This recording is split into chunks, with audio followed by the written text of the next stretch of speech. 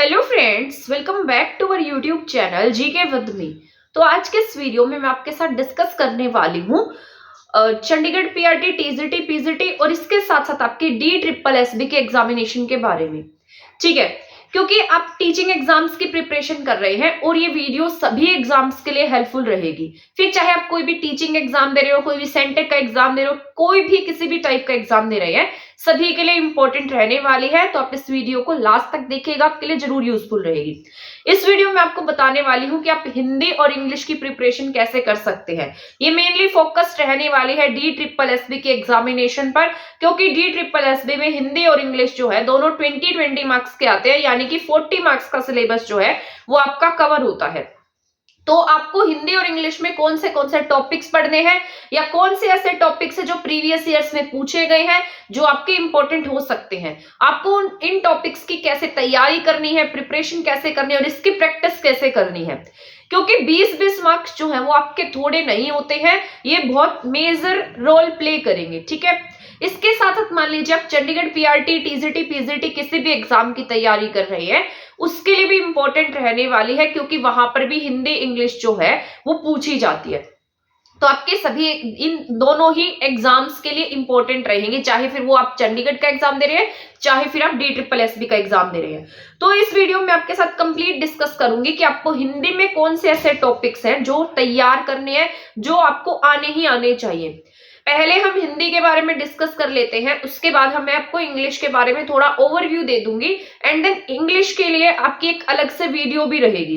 But ये जो video है मेनली फोकस्ड रहने वाली है हिंदी के सिलेबस पर, कि आप अपनी हिंदी की जो तैयारी है वो कहाँ से करेंगे, इसके साथ साथ कौन से ऐसे टॉपिक्स हैं जो आपको अच्छे से तैयार करने हैं, जिसमें से आपके 20 मार्क्स जो है वो कवर हो सकते हैं।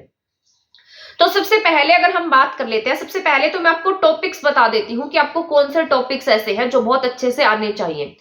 सबसे पहला टॉपिक तो वर्ण विचार का टॉपिक जो है, जो आपको बहुत अच्छे से आना चाहिए, जिसमें पूरे के पूरे जो वर्ण दिए गए होते हैं, जैसे कुछ स्वर होते हैं, कुछ व्यंजन होते हैं, किसका उच्चारण स्थल क्या है, किसका उच्चारण स्थल मूर्धा है, किसका उच्चारण स्थल तालु है, दंत है, ओष्ठ है, ये सारा टॉपिक जो है आपको बहुत अच्छे से आना चाहिए। जैसे स्पर्शी व्यंजन कौन से हैं, ताड़न जात कौन से हैं, उक्षिप्त कौन से हैं, ये सारे आपको बहुत अच्छे से आने चाहिए। ठीक है, पहला टॉपिक जो मैंने आपको बताया है, ये ऐसा टॉपिक है जो हर एग्जाम में आता है और ये बहुत थोड़ा कंफ्यूजिंग और टफ टाइप का टॉपिक होता है। इसमें सारे कैंडिडेट जो है वो कंफ्यूज रहते हैं, तो आपको ये टॉपिक बहुत अच्छे से आना चाहिए। और मैं आपको बता देती हूँ, हमारे चैनल पर आज से हिंदी की क्लासेस जो है वो स्टार्ट हो जाएंगी और पहला ही टॉपिक हमारा रहेगा वर्ण विचार का। सारे की सारे हिंदी के टॉपिक्स मैं आपको कराऊंगी, जो मैं आपको बता रही हूँ इतने अच्छे से ट्रिक्स से हम याद कर लेंगे कि आप इनको कभी नहीं भूलेंगे। आप एग्जाम में देख कर ही उनको टिक कर देंगे और इसमें आपका ज्यादा टाइम भी कंज्यूम नहीं होगा। सिर्फ हम इसमें जो टॉपिक से रिलेटेड है वही पढ़ेंगे, फालतू का हम इसमें नहीं पढ़ने वाले हैं। तो ये आपके लिए बहुत यूजफुल रहेगी। अगर किसी ने चैनल को सब्सक्राइब नहीं किया है तो आप पहले सब्सक्राइब कर लीजिए, क्योंकि आपको यहाँ पर हिंदी और इंग्लिश दोनों का ही कंटेंट देखने को मिलेगा। पहले मैं हिंदी की क्लासेस स्टार्ट करूंगी, आज से स्टार्ट हो जाएंगी। तो आपको वर्ण विचार का टॉपिक बहुत अच्छे से हाथों पर आना चाहिए कि कौन सा किसका क्या उच्चारण स्थल है, महाघोष कौन से हैं, सघोष कौन से हैं, अघोष कौन से हैं। ठीक है, ये सारे आपको पता होने चाहिए। इसके बाद अगर हम सेकंड चैप्टर की बात करते हैं, तो जैसे संज्ञा का टॉपिक होता है, तो संज्ञा आपको बहुत अच्छे से आनी चाहिए, क्योंकि इसमें से भी क्वेश्चन पूछे जाते हैं। आपसे पूछा जाएगा कि बताइए कौन से शब्द की भाववाचक संज्ञा नहीं बन सकती, या कौन सा भाववाचक संज्ञा का उदाहरण है, तो ये आपसे पूछा जा सकता है।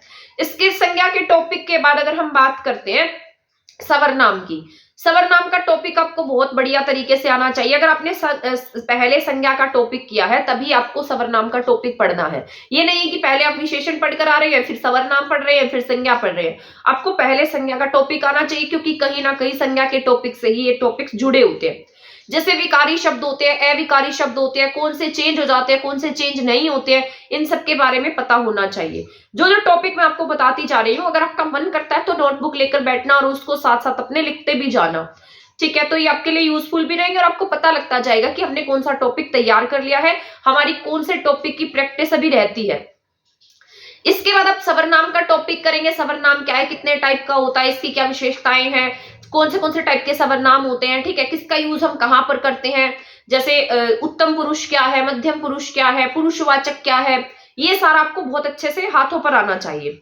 इसके बाद अगर हम थर्ड चैप्टर की फोर्थ चैप्टर की बात कर लेते हैं, विशेषण का टॉपिक आपको आना चाहिए, क्योंकि ये टॉपिक ऐसा है जो एग्जाम में पूछा जाता है। मतलब जितने भी टॉपिक्स मैं आपको बताती जा रही हूँ सारे ही एग्जाम में पूछे जाते हैं। तो विशेषण का टॉपिक आपको आना चाहिए, क्रिया विशेषण का टॉपिक भी आना चाहिए। जैसे समास का टॉपिक है, समास में कितने भेद होते हैं, समास के कौन से समास की क्या विशेषता है, समास की क्या परिभाषा है, हर छोटी से छोटी बात आपको समास से रिलेटेड पता होनी चाहिए। क्योंकि कई बार एग्जाम में आपसे समास की डेफिनेशन ही पूछ लेगा, अगर आपने उसको अच्छे से नहीं पढ़ा होगा तो आप उसमें कंफ्यूज होंगे, उससे गलत कराएंगे। तो आपको समास की डेफिनेशन आनी चाहिए, ठीक है। इसके बाद अगर हम नेक्स्ट बात कर लेते हैं, जैसे उपसर्ग है, प्रत्यय है, ये आपको आने चाहिए। उपसर्ग और प्रत्यय में से पूछा जाता है। और जैसे निपात का टॉपिक है, ये भी आपको आना चाहिए।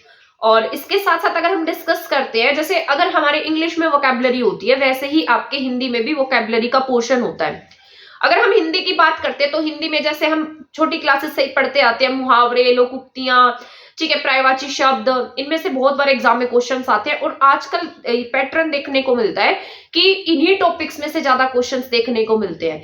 जैसे जैसे आजकल देखने को मिलता है, आपने कहीं एग्जाम पैटर्न देखा हो तो आपने देखा होगा कि उसमें आपके जो ये प्रत्यय का टॉपिक ज्यादा पूछा जाता है, उपसर्ग से पूछा जाता है, मुहावरे, लोकोक्तियां, पर्यायवाची शब्द से बहुत सारे क्वेश्चंस आते हैं। तो ये 5-6 टॉपिक ऐसे हैं जो आपको बहुत अच्छे से आने चाहिए। विलोम शब्द हो गए, विलोम शब्द से भी पूछेगा, समानार्थी शब्द हो गए, और वो तो पर्यायवाची के जैसे ही हो जाते हैं, तो उनमें से भी पूछ लेता है। तो ये टॉपिक ऐसे है जो आपको बहुत अच्छे से कर लेने हैं, ठीक है ना। और इसके साथ साथ जो आपके थियोरेटिकल टॉपिक्स है वो तो आपको करने ही करने हैं, बट इसके अलावा जो आपको ये मैं टॉपिक्स बता रही हूँ, 4-5 टॉपिक्स जो मैंने बताए हैं, इनको बिल्कुल अच्छे से रिवाइज कर लेना।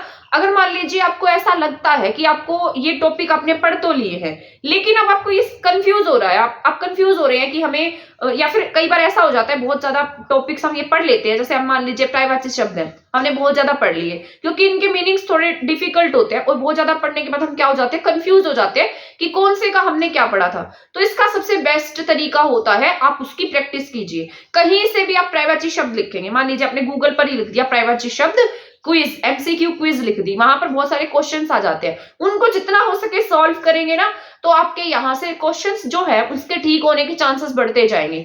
ऐसा ही आप हर टॉपिक के साथ कर सकते हैं। बाकी मैं पूरी कोशिश करूंगी आपकी थ्योरी कराने के बाद आपको सारी की सारी एमसीक्यूज कराऊं, क्योंकि अभी चंडीगढ़ पीआरटी का एग्जाम तो भी हो जाएगा, तो वो थ्योरी ही पढ़ लेंगे यहाँ से, तो उनके लिए सफिशिएंट रहेगा। बट अगर आप DSSB एग्जामिनेशन की तैयारी कर रहे हैं, फिर वो पीआरटी हो, टीजीटी हो, पीजीटी हो, कोई भी एग्जाम हो, सभी में इक्वली हेल्प करेगा, तो उनके लिए ज्यादा बेनिफिट हो जाएगा इसमें, क्योंकि उनको ज्यादा टाइम मिल जाएगा, वो थ्योरी पढ़ने के साथ साथ प्रैक्टिस भी कर पाएंगे। तो मैं प्रैक्टिस क्वेश्चंस जो प्रीवियस ईयर में आए होंगे वो सारे आपको करा दूंगी। तो अभी ये कुछ टॉपिक्स मैंने आपको बताए हैं, इनको आपको अच्छे से करना है। ये सारे मैं अपने चैनल पर कराऊंगी, शायद अराउंड 15 to 20 टॉपिक्स रहेंगे, कुछ एक्स्ट्रा टॉपिक्स जो मुझे हिंदी के मिलेंगे वो मैं, और एक टॉपिक होता है क्रिया का टॉपिक, मोस्ट इंपोर्टेंट, अकर्मक क्रिया, सकर्मक क्रिया, एक कर्मक क्रिया, द्विकर्मक क्रिया। ये टॉपिक इंग्लिश में भी पूछा जाता है और हिंदी में भी पूछा जाता है, दोनों में ही इक्वली इंपॉर्टेंस रखता है, और आपको ये बहुत अच्छे से आना चाहिए, क्योंकि ये वाला ऐसा टॉपिक है जो बहुत कंफ्यूजिंग होता है, और हम इसमें आते हुए क्वेश्चंस भी हमारे गलत कराते हैं। तो हिंदी का ये टॉपिक बहुत जरूरी है। वाच्य का टॉपिक जो है ये भी आपको करना है, मैं सारा करा दूंगी, इसके लिए आपको कोई टेंशन की जरूरत नहीं है। और अगर आप मान लीजिए आप मुझसे बुक प्रेफर पूछते हैं कि आप कौन सी बुक प्रेफर करूं मैं हिंदी के लिए, तो हिंदी के लिए आप ल्यूसेंट की बुक पढ़ सकते हैं, इंग्लिश के लिए भी आप ल्यूसेंट को प्रेफर कर सकते हैं। किसी भी एक बुक से पढ़ लीजिए जो आपको अच्छी लगती है, ठीक है। बाकी मैं ल्यूसेंट प्रेफर कर रही हूं, बट अगर आपको कोई और बुक अच्छी लगती है हिंदी इंग्लिश की, तो आप वहां से पढ़ सकते हैं, ठीक है। क्योंकि ये जो हिंदी इंग्लिश के टॉपिक्स है सभी में सेम होते हैं, बस फर्क होता है हमारी प्रैक्टिस का, कि हमने कहाँ से कितनी प्रैक्टिस क्वेश्चंस किए हैं, और हमारे कहाँ से कितने क्वेश्चंस गलत हुए, हमने कितनी अपनी मिस्टेक्स को एनालाइज किया। तो हिंदी इंग्लिश में जितने टॉपिक्स मैंने बताए हैं, अगर आप इनको बहुत अच्छे से कर लेते हैं तो आप आसानी से अपने अच्छे मार्क्स ले आएंगे, और साथ साथ अगर आप प्रैक्टिस भी कर लेते हैं तो ये सारे टॉपिक्स, जितने भी 15 to 20 टॉपिक्स मैंने आपको बताए हैं, जितने भी 10 to 15 टॉपिक्स ही बताए होंगे अभी तक मैंने आपको, तो ये जितने टॉपिक्स बताए हैं सारे मैं अपने चैनल पर कराऊंगी, और इसके साथ साथ आपके मान लीजिए आगे मुझे कोई और टॉपिक मिल जाता है वो भी मैं आपको करा दूंगी, और साथ साथ प्रैक्टिस क्वेश्चंस भी कराऊंगी, ताकि आपकी जो प्रैक्टिस है वो सारी प्रीवियस ईयर बेस रहेगी। तो इससे क्या होगा, आपकी स्पीड बन जाएगी। इसके साथ साथ आप एक काम और भी करेंगे, आप जितने भी आपको क्वेश्चन बैंक मिलता है हिंदी इंग्लिश के क्वेश्चंस का जो प्रीवियस ईयर में आया हुआ, आप खुद से भी सॉल्व करेंगे, क्योंकि वो मैं कराऊंगी। अगर आप खुद से करेंगे, अपने हाथों से करेंगे, तो आपको ज्यादा बेनिफिट होगा, आपका ज्यादा फायदा होगा। एग्जाम में आप उतने क्वेश्चंस जो है वो आसानी से क्रैक कर पाएंगे। तो ये थी आपकी हिंदी से रिलेटेड वीडियो। इंग्लिश के टॉपिक जो है वो मैं आपको नेक्स्ट वीडियो में बता दूंगी कि आप इंग्लिश की प्रिपरेशन कैसे कर सकते हैं। और अभी ये हमारी वीडियो जो है हिंदी के टॉपिक से रिलेटेड रही है। तो मिलेंगे हम नेक्स्ट वीडियो में हमारे हिंदी के टॉपिक के साथ। तो चैनल के साथ बने रहना। आज ही पहली क्लास होगी हिंदी की, उसको देखना मत भूलना। डेली हिंदी की क्लासेस होंगी अब चैनल पर। इसके साथ साथ मान लीजिए आप जनरल अवेयरनेस की प्रिपरेशन कर रहे हैं तो उसकी क्लासेस भी हमारे चैनल पर होती है। टीचिंग एप्टीट्यूड भी मैंने करा रखा है, तो जिसने अगर मान लो चैनल को ज्वाइन नहीं किया तो वो ज्वाइन कर लेना और प्लेलिस्ट चेक कर लेना, आपको बहुत सारा कंटेंट मिल जाएगा।